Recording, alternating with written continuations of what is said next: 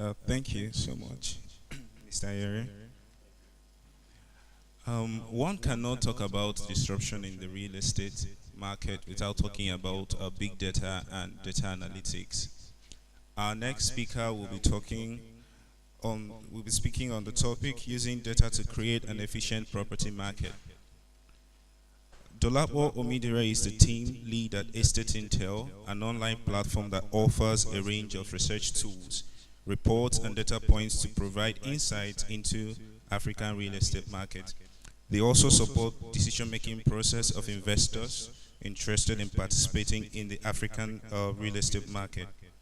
Prior to working for Estate Intel, he worked for a number of years in Bro, Nigeria, a real estate firm, as the lead researcher, working on market and feasibility studies for international and local institutional real estate investors.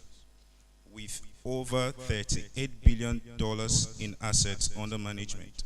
He also spent some time in Axamansard Investments as an alternative investment analyst, managing and maximizing performance of a portfolio of real estate assets. And he also supported the execution of new investment strategies. His experience in big data and data analytics puts him in the position to have a unique perspective on real estate disruption in Nigeria and the world at large. Please help me welcome Dolapo Omidire.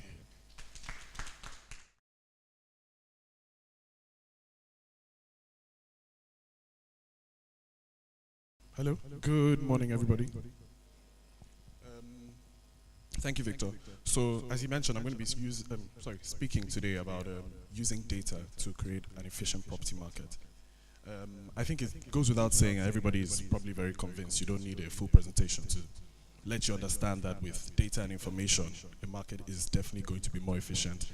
Investors operating in it are going to be able to make better decisions and move on. But what I'm going to do today is just walk us through some use cases on how data is actually making the market more efficient. So the outline of my presentation, I'll be talking about understanding big data. I'll provide a mini update on the Nigerian property market and the problems that we're currently facing. Then I'll speak about data-related solutions and how data can actually make things better. After that, I'll touch on what businesses operating in this environment can do, and then I'll round up with a few questions. Okay, so what is big data?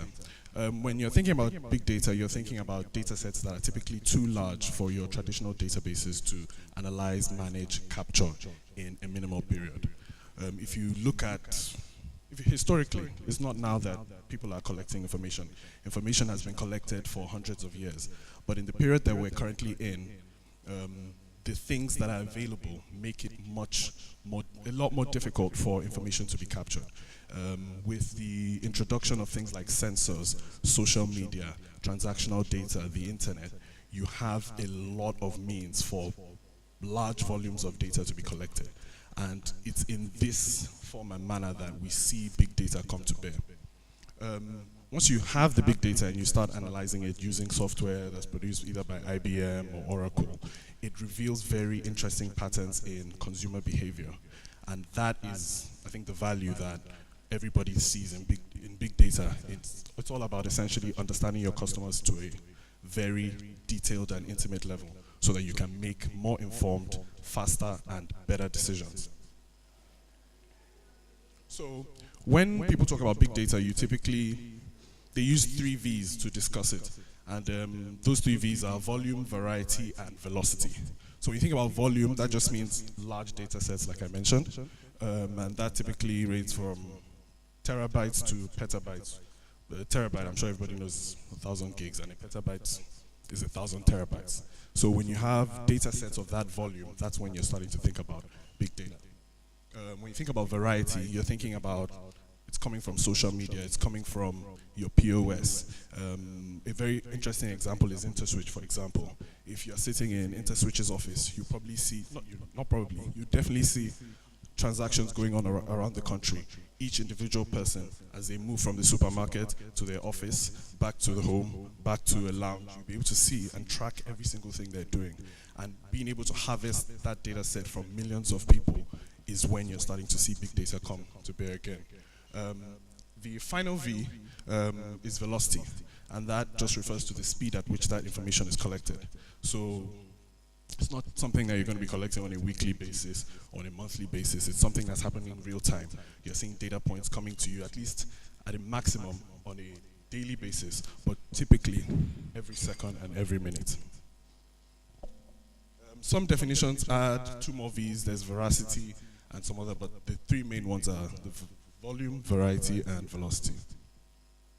Now, when we talk about Nigerian property market in its current state, something that we like to call the period that we're in is the great pivot. So it's very interesting that, each sector, the retail, the office, the hospitality, and the residential sector have had their strategies in the past. In the retail sector, we've seen that over the past 15 years, people have developed large destination shopping malls. These are your centers of 20,000, 15,000 across the country. But because of the recession, in the period that we're in, we've seen that that doesn't, or that might not be a sustainable model moving forward. So the investors in that sector are starting to pivot. And the pivot is now smaller neighborhood centers that you can roll out faster, you can introduce in more neighborhoods, and they can be cheaper for your retailers to sit in. The problem in the retail sector as well was that these large centers couldn't accommodate many of the local retailers. So there was a big void. So these smaller neighborhood centers will be able to come onto the market a bit faster, and they will be able to appeal to some of the local retailers as well. On the office sector, there were large developments.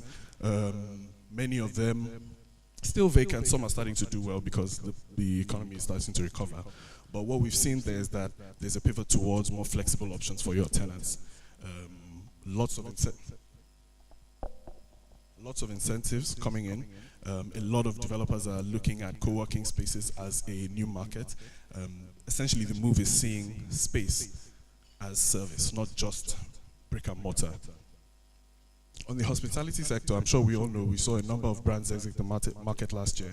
Sun International, the owners of Federal Palace, said they expressed, they said they wanted to leave the market. Intercontinental left. In Akwa Ibom, the Le Méridien was deflagged. And there are a number of cases like that across the country. I'm sure there's a lot of backstory behind each of those investments, but it just speaks to a larger trend that's going on in the market. And the pivot there is that the hotel developers are looking to partner with owners of existing hotels, probably ones that are derelict, to renovate so that their rooms can get brought to the market faster. And they're also starting to increase their short stay offering to buffer against things like Airbnb. On the residential side, large vacancies. I'm sure we all know if you drive on Bodilo and Gerrard, you see a lot of vacant flats. And the typologies of them, most of them had 3 bedrooms, 4 bedrooms, large penthouses.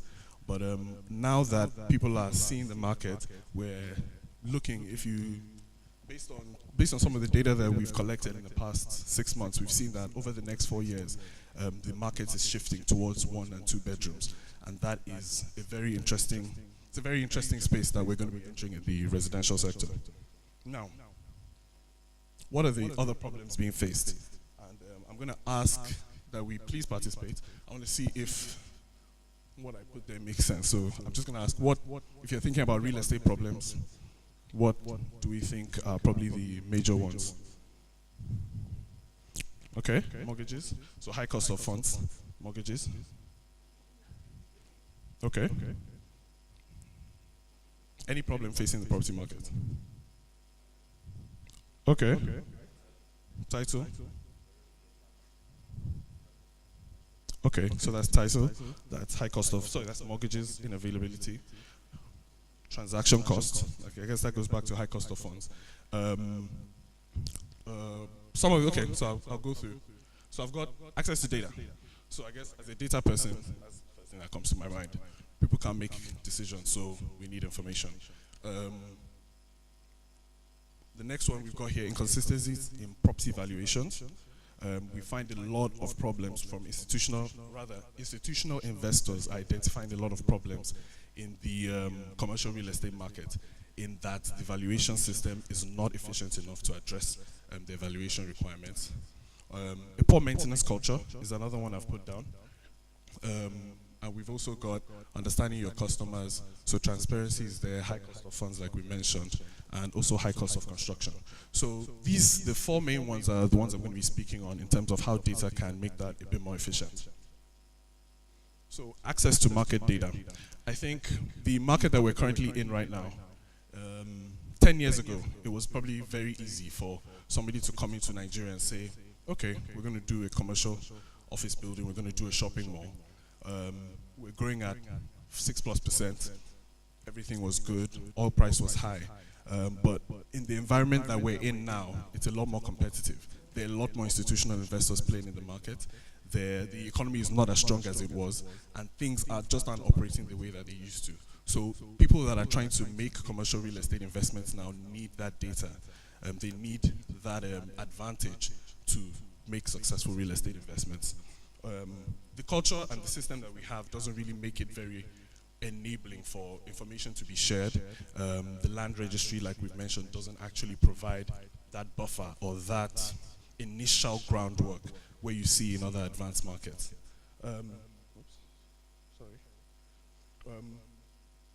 Yes, and it's not the data that should be flying around, I guess.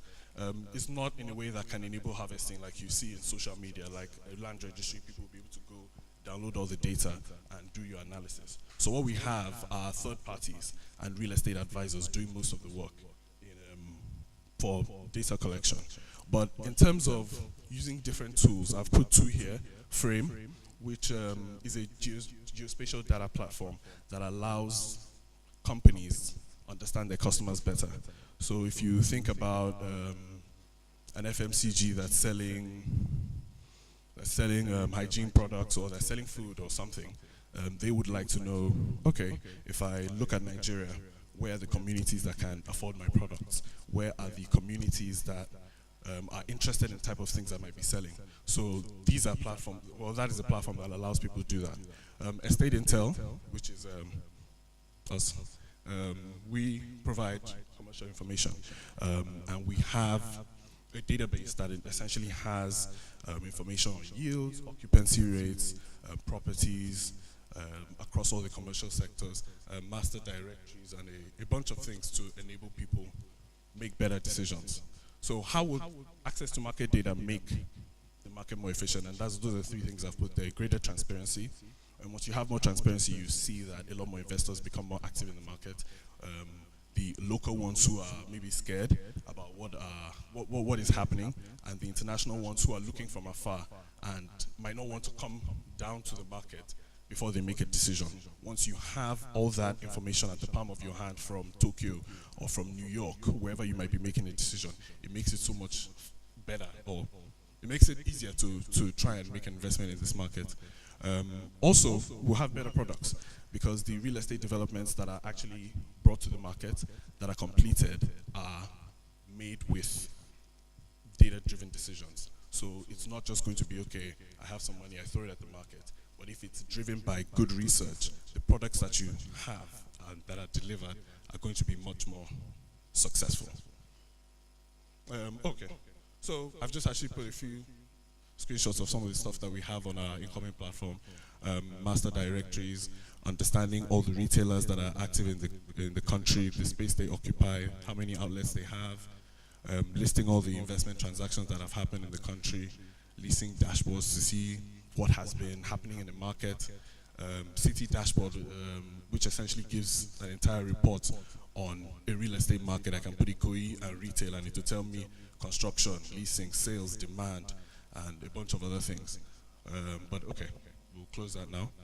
And I'll talk on facilities management and how data can make that more efficient. We did some research last year for a client who was interested in developing some high-end residential in Victoria Island. And they asked us to find out what it is that they felt people who were buying luxury apartments would pay a premium for.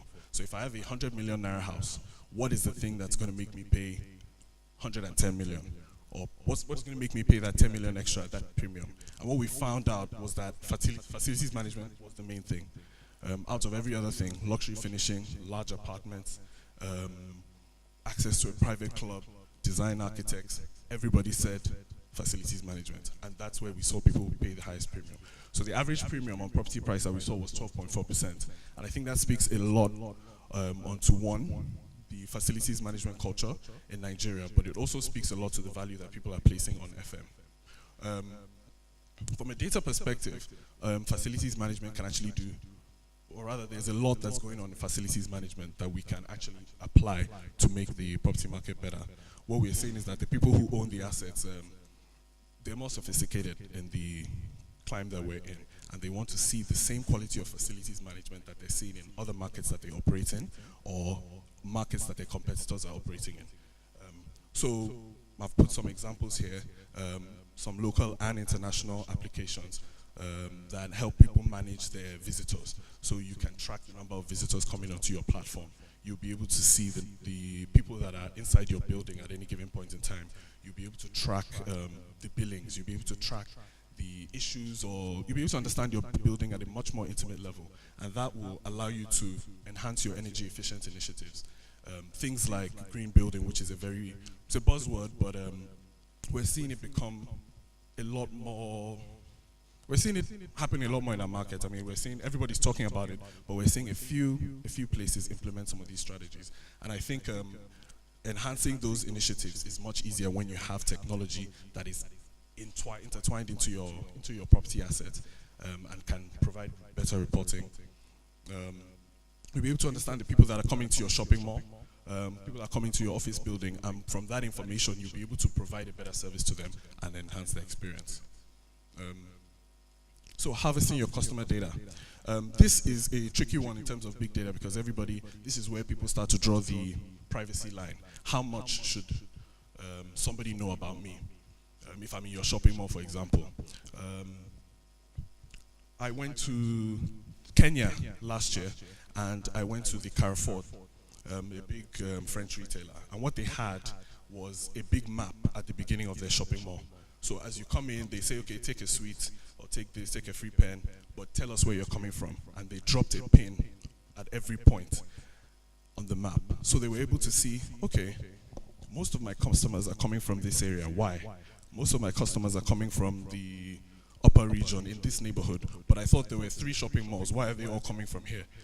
So it helps you understand your customers at a more interesting level, and it can actually help you make a better decision the next time you're trying to open a mall. If you take things further, if you go into a shopping mall, there's sometimes where, and they're not really available in Nigerian shopping malls, but if you go in, typically they allow you to get free Wi-Fi. And the reason why they're giving people free Wi-Fi is not just to make them stay, it's because they're taking your information. Once you log in to the free Wi-Fi, you give them your email address. As soon as you do that and you start browsing, they have access to your history. They can see what you're checking out. They can see as you're walking. They'll be able to see the stops you stopped in front of, that maybe you looked inside but you decided, nah, I'm not going in. They'll know the stores you went into. And from that, they'll be able to decide, okay, this demographic between 25 to 34, they're always going upstairs to the cinema only, or they're going to Essenza to buy perfumes. It helps the landlord understand who these guys are. And then next week, they'll target their marketing efforts and they'll say, okay, all the guys that stopped in front of this store, but they didn't go in, send them a discount. Say, get a discount to go in this. So it's very interesting, and that can actually help. One, it helps you target your marketing efforts and make more relevant suggestions to the people that are going into your mall.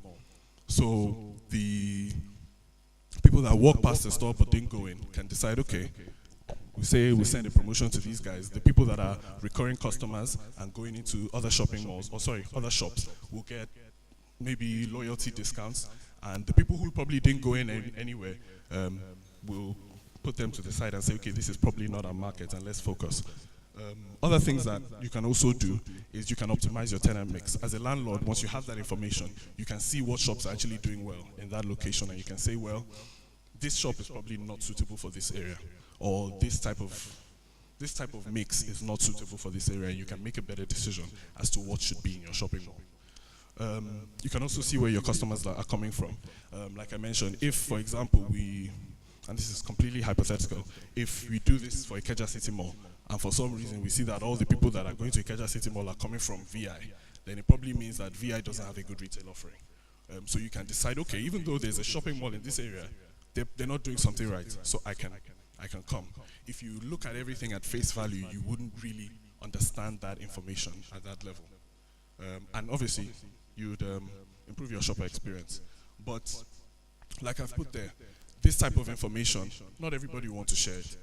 Even though I'm using your free Wi-Fi, I love it, but I don't want you to know on the website I'm visiting. I don't need you to know what shops I might like. I don't want you to know all these other things, but it's the world that we're in, and one of the big questions with big data is it going to make our privacy obsolete? And that's a question that I can't answer. And valuations. Valuation is a very, very interesting one, because globally it's causing, even in the developed markets, it's causing a lot of talk.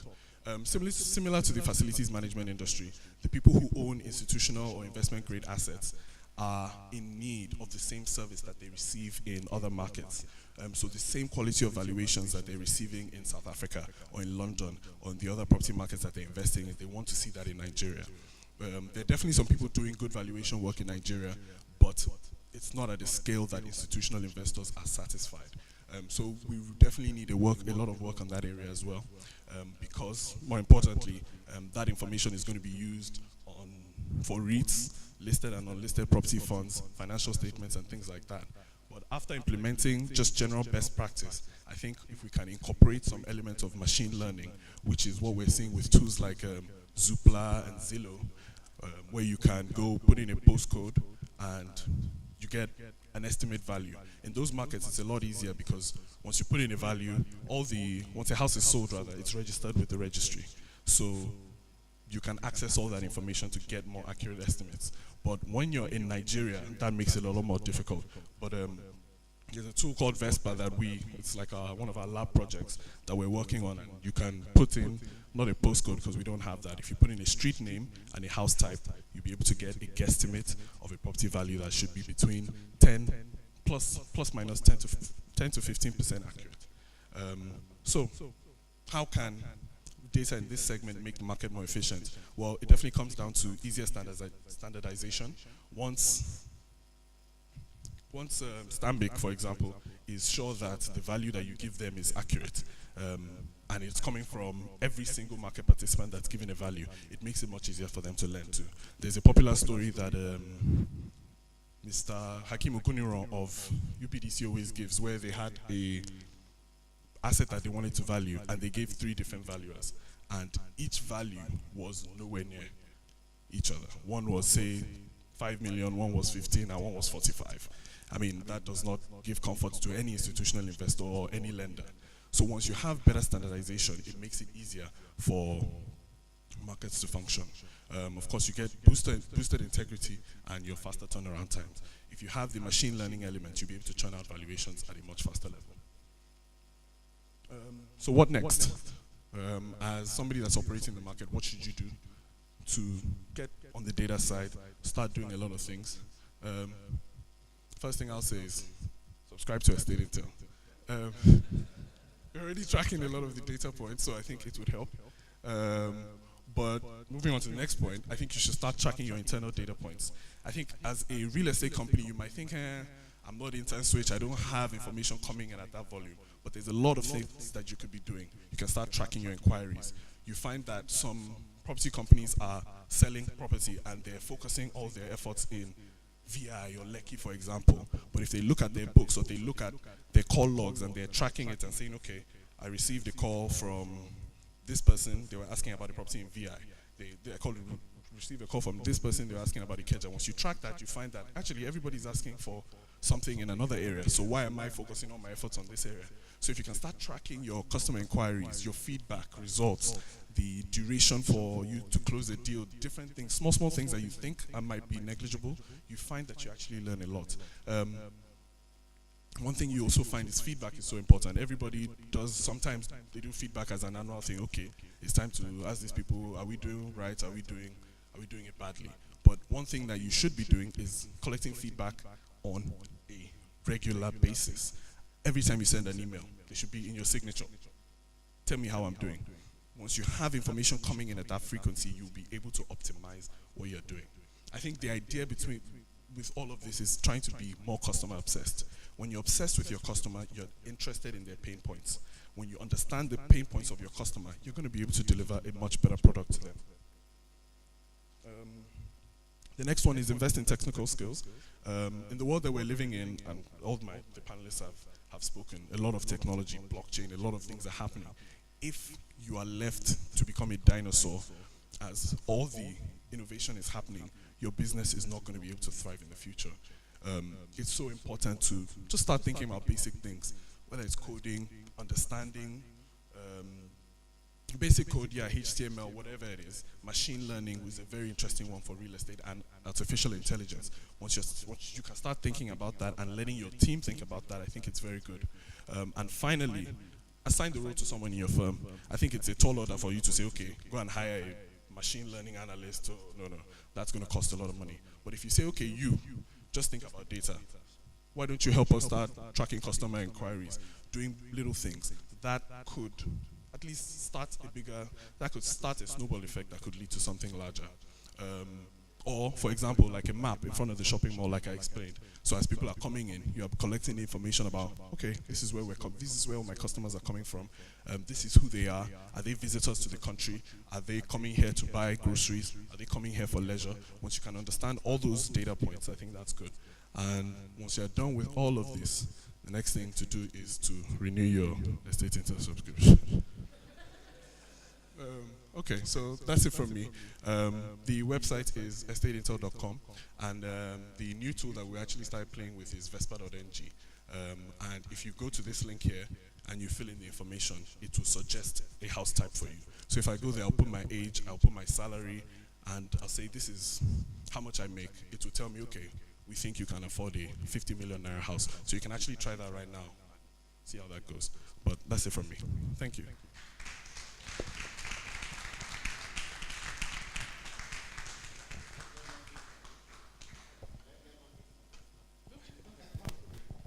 Thank you so much, Dolapo. We'll be taking 3 questions. Okay, gentleman there. Yeah, good morning. My name is Okafor Endurance. I'm a financial analyst from Business Day. I've actually spoken to you. Yeah, I was working on a report of how there's going to be completion on office spaces in Lagos. So what I'm going to say is basically more of a comment than a question. So I'm going to say that data and availability of data on the real estate sector is actually as important as every other part of the real estate itself. So when I worked in that report here, as an observer of the sector, I was able to say that yes, there's going to be completion of lots of office spaces in Lagos. That to an investor or potential customers that want office space will make them look out for where they want and where they want to get offices.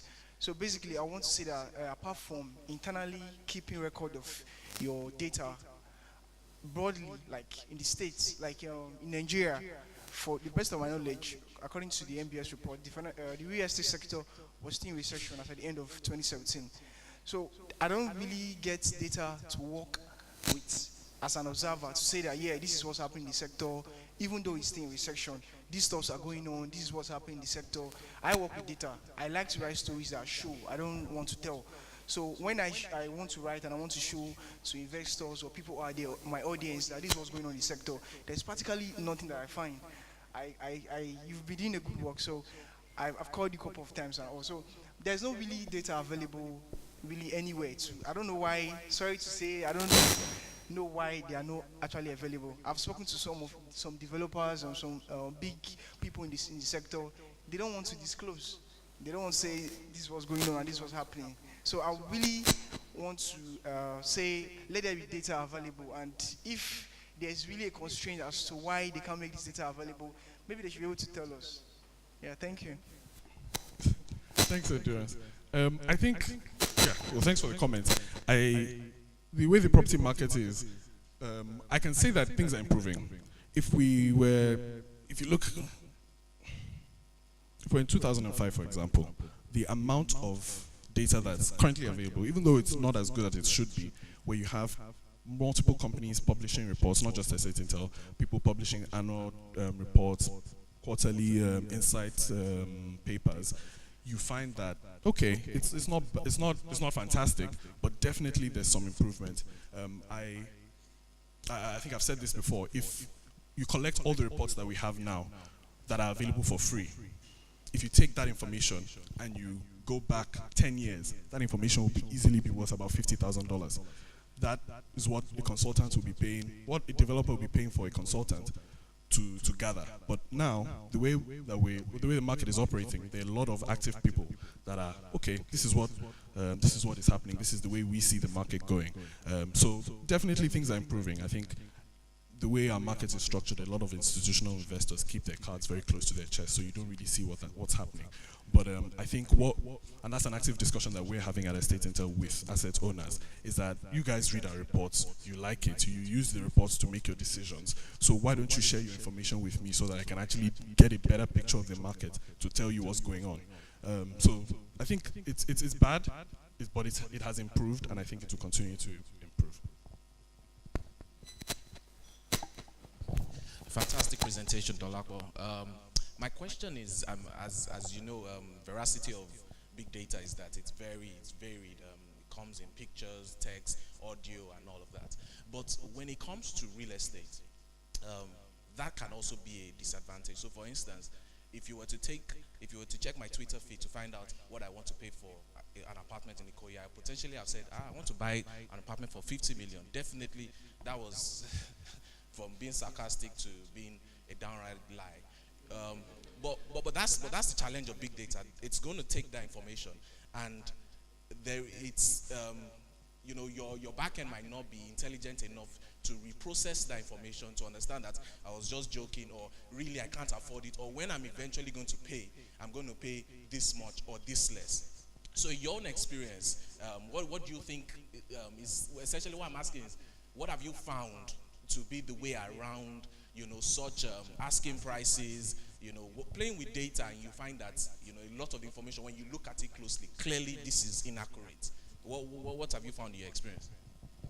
Okay, I think that's a great question, and I think that definitely goes into more of a statistic standpoint. When you look at big data, for example, like big data, it involves looking, as I mentioned, at large volumes of data, and that's coming in real time from multiple sources. So the idea or the hope is that once I collect Tayo's information, I collect Dolapo's information, I collect everybody's information, the outliers where you have somebody that's lying or somebody that's joking is pushed out. So the volumes that we have now in Nigeria, so to speak, I don't think it's that large enough to make such efficient decisions. But typically when you're talking about big data and you're talking about the data that is petabytes, terabytes, the idea is that once you've harvested your information, it's not just from your Twitter feed, it's from when you visited the shopping mall and I've checked all your browsing history. I know which properties you were searching for. You were on tolet.com and you were looking at 20 million, but you were tweeting about 50 million. And you're doing things like that. Once you collect all that information, you'll be able to decide, okay, well, this is probably what is right, and the outliers will be able to fade out. And with big data, there's a lot of, like I mentioned, there's a lot of machine learning and statistical elements. So you check for, statistical significance. You look to make sure that your data set is normal, it doesn't have any kurtosis or anything strange, and you'll be able to. The idea is that with large volumes of data, you'll be able to fish out the outliers.